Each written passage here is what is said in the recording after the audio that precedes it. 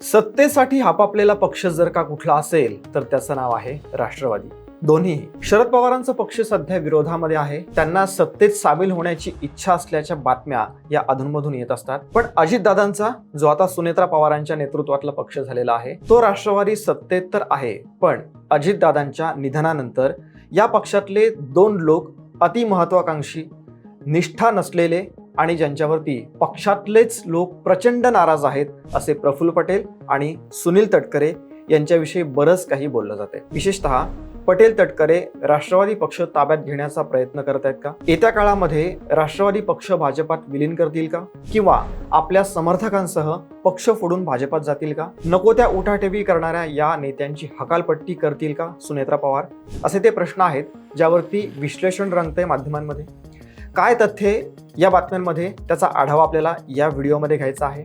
शिवाय सुनेत्रा पवार देखील राजकारणामध्ये नव्या नाहीयेत, तेव्हा त्यांचा या सगळ्याकडे बघण्याचा दृष्टिकोन नेमका कसा आहे, त्यांचं एक पत्र सध्या चर्चेमध्ये आहे, त्यापाठी कोण आहे हेही पाहायचं आहे आणि आता ते पत्र मागे घेतलं जाणार आहे असंही बोललं जाते. इंटरेस्टिंग आहे सगळं हे, सो पूर्ण पहा, चॅनलला सबस्क्राईब करा आणि प्रफुल्ल पटेल, सुनील तटकरे हे राष्ट्रवादी या पक्षाशी, पवार कुटुंबाशी खरंच प्रामाणिक आहेत का याबद्दलचं मत हे कमेंटमध्ये नक्की सांगा.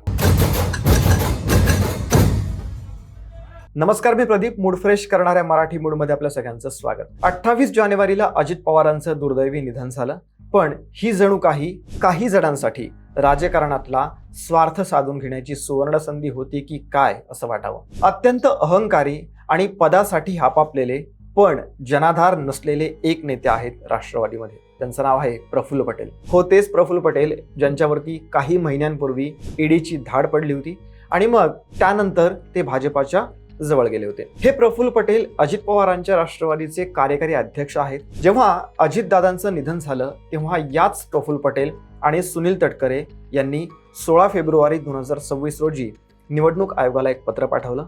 त्यामध्ये राष्ट्रवादी काँग्रेसच्या म्हणजे अजित पवार या पक्षाच्या घटनेमध्ये बदल करून सर्व अधिकार कार्याध्यक्षांना म्हणजेच वर्किंग प्रेसिडेंटना देण्याची मागणी केली होती. या पत्रामध्ये पक्षाच्या अध्यक्षांसारखेच अधिकार कार्याध्यक्षांना असतील असं नमूद करण्यात आलेलं होतं. त्यानंतर पक्षामध्ये प्रचंड नाराजी निर्माण झाली. तुम्ही 28 जानेवारी नंतरच्या तटकरे आणि पटेलांच्या वागणुकीचा अभ्यास करा. त्यांना अजितदादांशी किंवा अजित पवारांशी आपण म्हणूया काहीही देणेघेणं नसल्याचं दिसतं. अजित पवारांना दोन्ही राष्ट्रवादी विलीन करायच्या होत्या, पण जसं आम्ही मागच्याही काही व्हिडिओमध्ये सांगितलंय तसं तटकरे पटेल हे काही निष्ठावान नाहीयेत. आपला स्वार्थ साधण्याचा त्यांचा प्रयत्न हा वेळोवेळी दिसून आलेला आहे. जेव्हा जेव्हा विलिनीकरणाचा विषय निघाला तेव्हा हे नेते संतप्त झालेले आपल्याला दिसून आलेले आहेत. सुनेत्रा पवार या पक्षाच्या अध्यक्ष आहेत, पण सर्व अधिकार त्यांना आपल्याकडे ठेवायचे आहेत. याच वृत्तीला आता सुनेत्रा पवारांनी आवर घालायला सुरुवात केली आहे असं आपण म्हणू शकतो.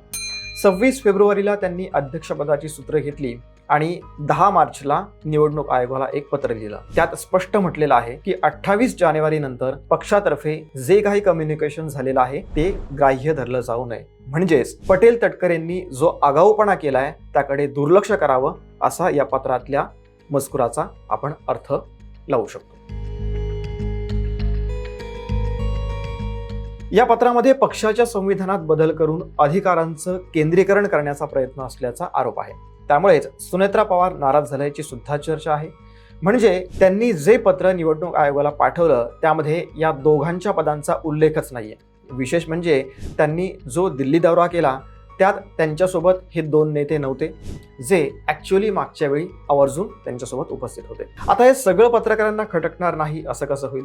मग जेव्हा सुनेत्रा पवारांना पटेल तटकरे का नाहीत हे विचारलं तेव्हा त्या काय म्हणाल्या? त्या म्हणाल्या ते म्हणजेच प्रफुल्ल पटेल दिल्लीला कधी येतात किंवा कधी जातात हे तुम्हाला माहिती असेल, मला त्याबद्दल काहीही माहिती नाही, अशी प्रतिक्रिया त्यांनी माध्यमांना दिली. यावरून साहजिकच सगळं काही ठीक चाललंय असं दिसत नाही.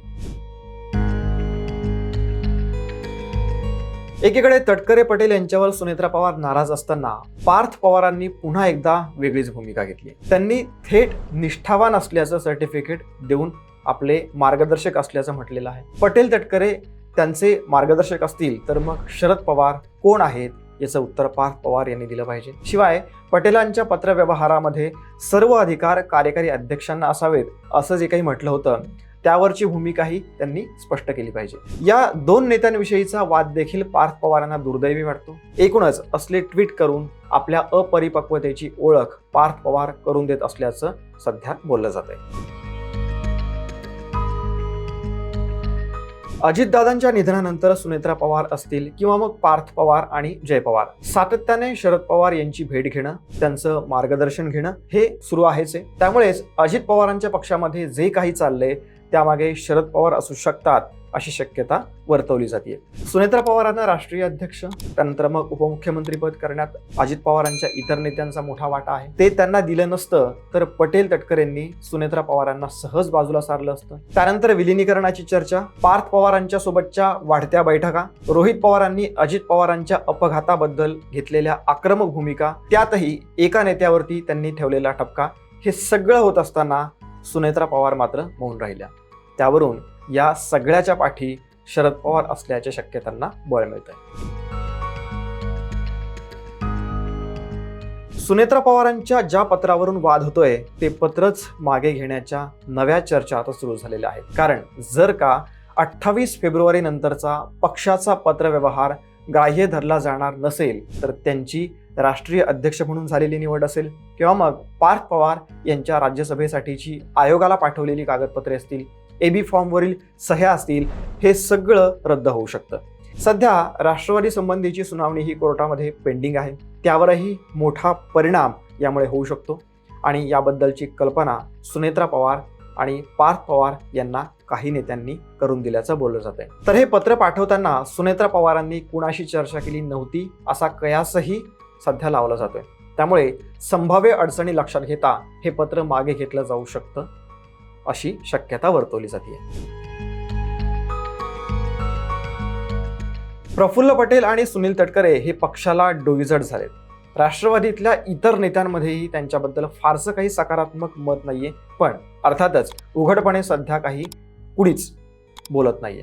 जर मनमानी पद्धतीने काही निर्णय घेत असल्याचं लक्षात आलं तर उद्या त्यांच्यावरती पक्ष कारवाई करू शकतो किंवा हे दोन नेते आपल्या समर्थकांच्या सह भाजपातही जाऊ शकतात. तसंही त्यांच्या दिल्ली वाऱ्या किंवा मग केंद्रीय नेतृत्वाच्या जवळ जाण्याचे प्रकार हे अलीकडे जरा जास्तच वाढलेले आहेत. भविष्यामध्ये दोन राष्ट्रवादीचं विलिनीकरणही होण्याचे चान्सेस आहेत, तेव्हा त्यांची अडचण होणार हे स्पष्ट आहे. या दोन नेत्यांवरती कारवाई करणं सुनेत्रा पवारांना सोपं नाहीये, कारण पटेल सोडले तर इतर नेते प्रत्यक्ष निवडून आलेले आहेत. तर त्यांच्यावरती कारवाई झाली तर समर्थकांसह ते पक्ष फोडू शकतात. तेव्हा राष्ट्रवादीत नेमकं काय होतं यासाठी आणखी काही काळ आपल्याला थांबावं लागणार आहे आणि वाट पाहावी लागणार आहे. पण या सगळ्याबद्दल तुमची मतं काय आहेत? पटेल तटकरे राष्ट्रवादीला डोईजड झालेले आहेत का? त्यांच्यावरती कारवाई होईल? किती पक्ष फोडतील? काय शक्यता वाटते? आणि तुम्हाला नेमकं या सगळ्याबद्दल काय वाटतं ते कमेंट करून नक्की सांगा. या व्हिडिओमध्ये इतकंच. जय हिंद, जय महाराष्ट्र.